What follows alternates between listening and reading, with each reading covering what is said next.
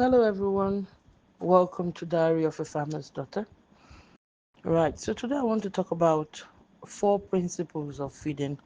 So, feeding principles that have guided me in this catfish farming business.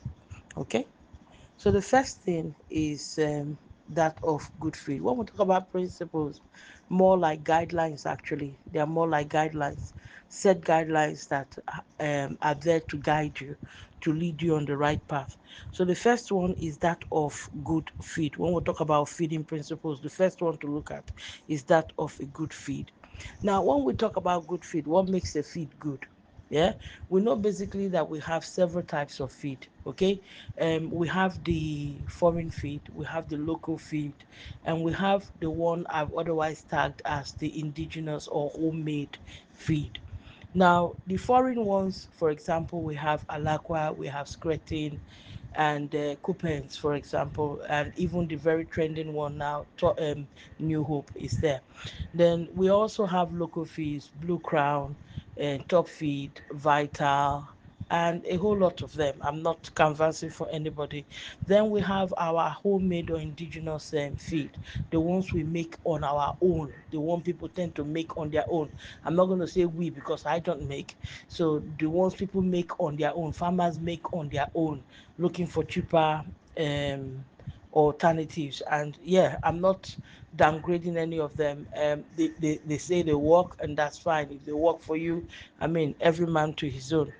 So different types of feed are there, so you need to be careful, you need to be mindful of the kind of feed that you use for your fish. Is it a good feed? Yeah, what will make it a good feed? We've just classed them, but then what makes any of them good feed? Why do you call them good feed? They've got to be packed with nutrients. It's got to have the required nutrients for the fish growth. Now, for every stage that the fish gets to, there's an appropriate feed for that particular fish. So you need to think of the feed that you are giving to your fish. Does it have the required nutrients? Anytime you pick a feed bag, the first thing you should look at is the crude protein. Now, the protein is one that allows them to grow, build them up properly. If the crude protein is low, I mean, you don't want that kind of thing. You should always look for higher options. Okay, so there are different ones, and you want to look at this. Don't get cajoled or coerced by people out of loyalty, or what I call blind loyalty. This one is my mentor, perhaps is my coach, or is the one I get my seeds from, and he tells me this particular feed is good. I've had people come to me to tell me, feed your fish with fish gills, feed them with alternative fish, feed them with chicken intestines and all. Okay, oh, anyone you want, you can go ahead and feed. But there, listen, be sure of what you are giving to your fish. Be sure. I didn't do any of these. I did not, and I still don't use chicken intestines. I don't use fish gills. I have nothing against it. Anybody who wants to, by all means, go ahead. But these ones are, how do you call them, like snacks for the fish. It's not in any way classed as the main feed for fish. No, it's like when you give your children chin chin and then the main food, rice and beans and all balanced diet, you are bringing biscuit and all. Those are not real foods. No, they're not real foods.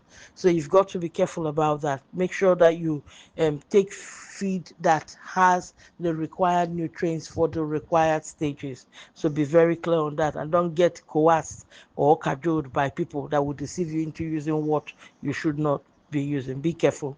Then number two is the feed size. Another principle I follow is the feed size. Fish grow, they grow in different stages. Okay, and as they grow, there's a required feed size for them.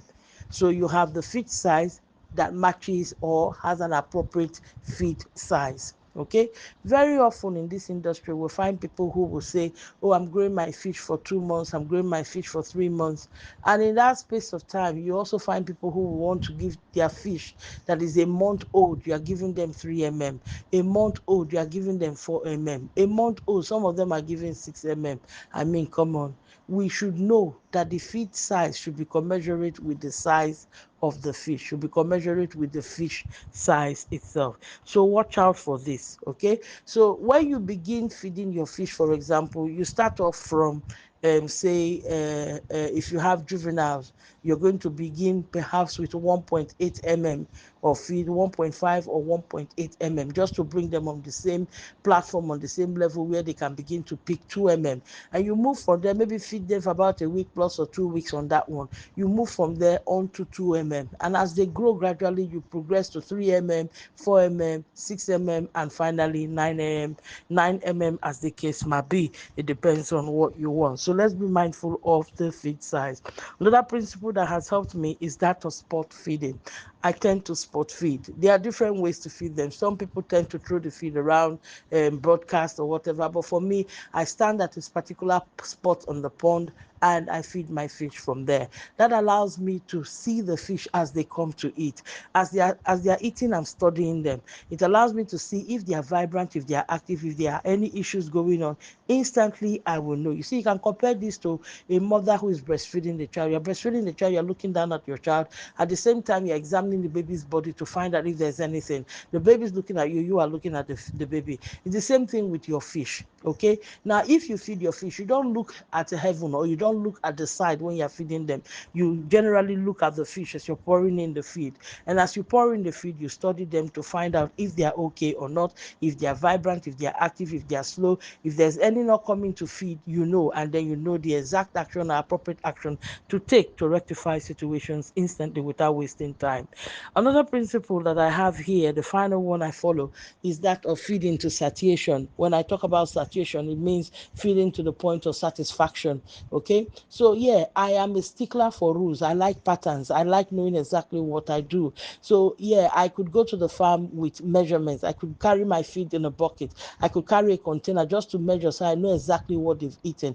But that's not to say I won't go with the bag of the feed. No, I go with the bag of feed so that even if they finish the required measurement, I'm feeding them, and usually that particular pond takes one small bucket, and I fed them that one small bucket, and they are still clamoring for more. Then I'll say, oh, you've had your one bucket. I mean, that's it, enough, that's it. And then I walk away. No, what you give to them is what you get at the end of the day. They're going to convert it into flesh for you. So if they want more, go ahead and give them more. Go ahead and give them more. Feed them until they are well fed. When they get tired, they will move away from the feed. They swim away. They will go away. You see the feed start floating a bit, you stop, okay, and allow them consume that. If they are still very slow, you let them be. You will merely know when they are satiated. Okay, so these are the principles of feeding that are followed. One is that of good feed. Second one is that of the feed size. Number three is for me to spot feed, and then the fourth one is feeding to satiation. Right. So I hope this has helped somebody. And if you do like what you've listened to, please go ahead to like, share, and then comment, interact with our page, and that will allow you to see other related comments or related materials as we do post them. Right. So thank you very much, and then you take care.